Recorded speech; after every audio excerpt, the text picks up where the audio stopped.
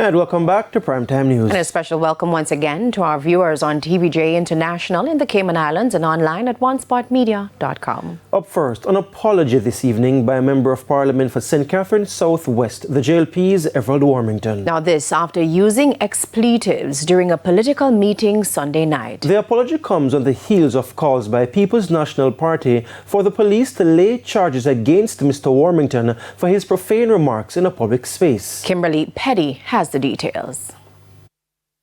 The occasion, an awards ceremony for JLP workers in Westmoreland Central.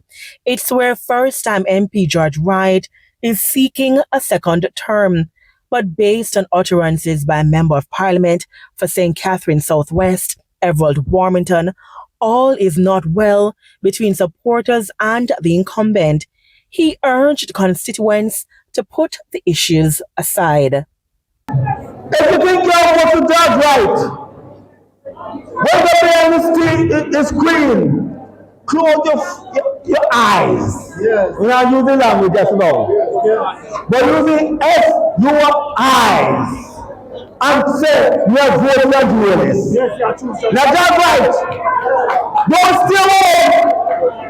Vote for the party. Mr. Warmington went further. If you can get vote for Andrew Willis, your party.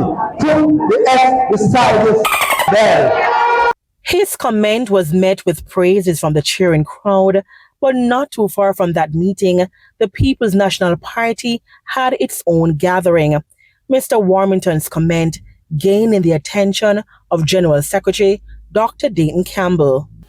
This evening, right here in Central Westmoreland, the MP from Southwest St. Catherine, Everald Warmington, went onto the platform and of course even bad word on the platform in front of the media and everybody. And I want to know what sort of disciplinary action will the Prime Minister of Jamaica, who said he's asking for decency, what disciplinary action will he take against Everald Warmington? In Jamaica, using expletives on stage or in any public space is against the law and can lead to fines or even imprisonment. Section 9C of the Towns and Communities Act of 1843 prohibits the use of profane, indecent, or obscene language in public. Violations can result in a fine of up to $1,500 or a jail sentence of up to 30 days. Dr. Campbell pointed to the swift action by law enforcement when indecent language is used at stage shows.